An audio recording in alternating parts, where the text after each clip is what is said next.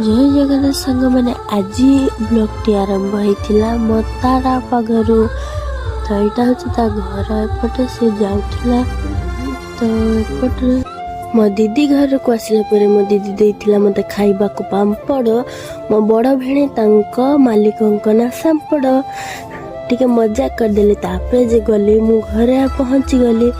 तापरे चुली रे मु भात और तरकारी रांधिली कहीं ना मो दीदी घर को गला किछि काम रे तापरे देखंतु मु रांधिची चुली रे मते सबु काम जणा अछि एठी चुली रे रांधि सारिला परे मो माँ आसी घरे हाजिर हो गला तापरे ताको बसई देली मो मुंड खांकीबा पई तो से मो मुंड खांकी दउथला तापरे एमिति कथा कहू कहू हो गला उपरली मो माँ मु मिसी जाइथिले बिहन धान आनिबा पई तापरे आम खेतर जाई आमे लगे देलु निया तापरे मु घरे आसी खाउथली मैगी मुह न जलिबा जाए त किछि मजा नै त रखुची।